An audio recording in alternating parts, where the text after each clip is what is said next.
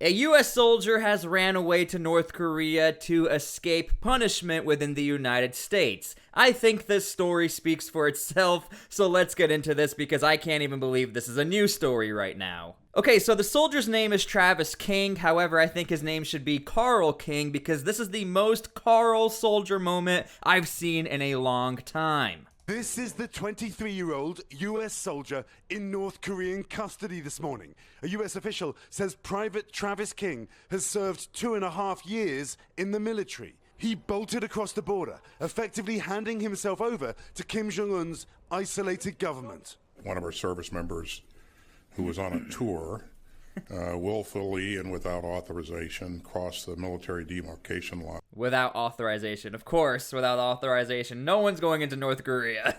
Two U.S. officials telling NBC News he was supposed to have left the country. Another official said military police escorted him as far as they could go to an airport checkpoint.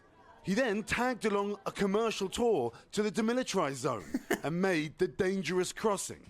A tourist from New Zealand saying she witnessed the Okay, so apparently this soldier was not a great soldier. He got in trouble within South Korea. This happens all the time, but for you to be put in a South Korean prison, that's not good. So then he was sent to the airport by South Korean officials, and then he ran away to join a tour group on the DMZ, Demilitarized Zone, which is absolutely insane. I mean, this is like a TV show. The incident. Suddenly I noticed a guy dressed in black, then the US and South Korean soldiers sort of realized what was happening, chased after him, but they didn't catch him. King's mother speaking out overnight, telling ABC News, quote, "I can't see Travis doing anything like that." The Associated Press reporting, according to US officials speaking anonymously, that King had been imprisoned in South Korea on assault charges and was released earlier this month. In 2017, one thing you got to understand is that the U.S. military has always tried to cover its butt, especially within Japan, South Korea. We've had a lot of incidents with not only U.S. soldiers, but also U.S. Marines where you weren't even allowed to go out after like 11 o'clock. So whenever incidents like this happens, it is not a good look for the U.S. military or the United States. We traveled to North Korea and saw for ourselves the tense and highly militarized border. And we're not allowed to stay here for very long. A U.S. official telling NBC News escorts from the tour tried to chase the soldier but didn't catch him. In 2017, a North Korean soldier was shot multiple times as he dashed across the border to defect to the south. He had to be dragged in darkness to safety. Damn. That same year, Many people don't realize that border tour is actually kind of dangerous. I mean, yes, you can take pictures of North Korea. North Korea is watching us. And by us, I mean the US and South Korea. You don't mess around over there. There's a reason why that line is there. They take it so serious. There are a lot of documentaries that sort of talk about how tense the situation is out there. And yes, a lot of it is for show, but for instances like this, they take it very serious. Like, this kid is legitimately within North Korean custody. hostage Otto Warmbier was released after 18 months detention. He was in a vegetative state and died soon afterwards. This right here is a very scary thing. For those of you who don't remember, there was a guy, this guy right here, he went into North Korea, he stole a picture, or what he said, he was just taking a picture off the wall, he got caught, and then North Korea finally agreed to give him back to the United States, where he then returned in a vegetative state, as you just heard.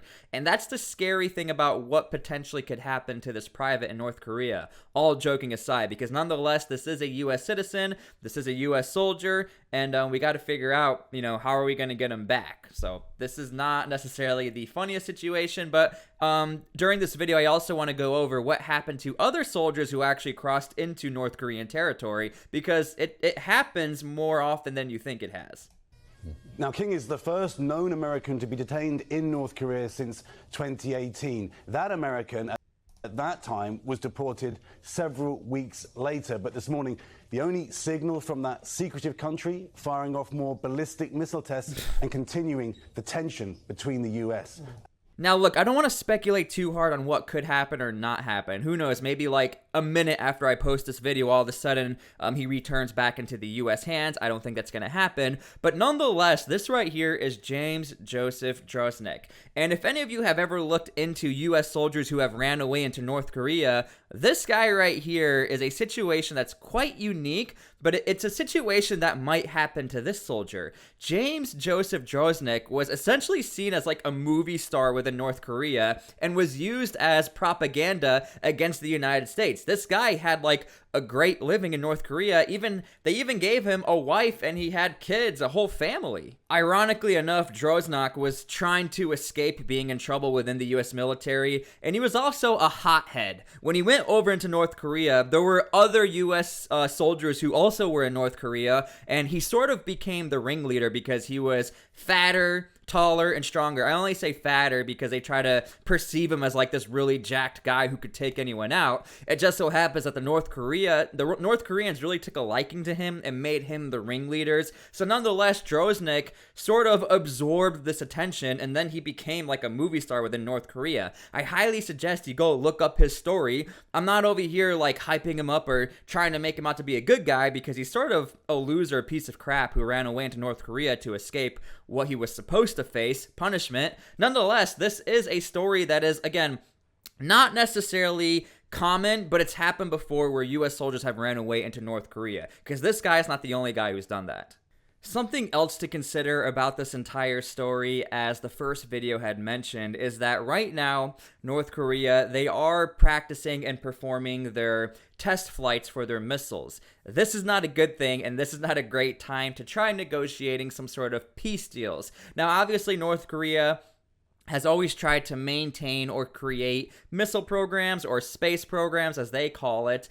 And again, right now, the United States and President Biden, who's about to be or is in his presidential campaign, this is not a good look for him. He's trying to figure this situation out among all the other situations that are going on around the world, as in Ukraine, NATO, Africa, and so on. So North Korea right now, the ball is in their court. Are they willing to trade, or are they going to make this kid a political pawn?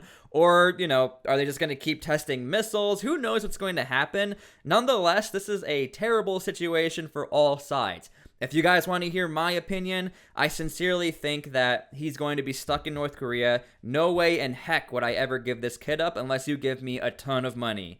Because North Korea has nothing to gain by giving this kid up. The whole world already doesn't like North Korea, and they know that, and they can use this kid to their advantage. They can be like, look, they're trying to run into our territory, and all the North Korean people have no choice but to believe whatever is said on state television. So let's see what happens. I would be highly, highly surprised if this kid ends up back in U.S. custody, unfortunately. Anybody who's watching this who's in the U.S. military, or if a family member is watching this, I'm sorry. I'm just reporting the truth. I'm not trying to be a Debbie Downer. I'm just saying, if you look at history and you look at any other defector who went into North Korea willingly, especially a U.S. soldier, U.S. soldiers are seen in a totally different light to the North Koreans. This is not a normal civilian.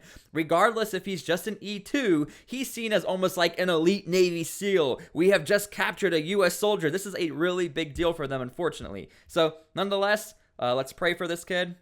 Hopefully he'll make it back. If not, we'll see what happens. Leave your comments and opinions down below. My name is T-SPLY, and we'll see you later.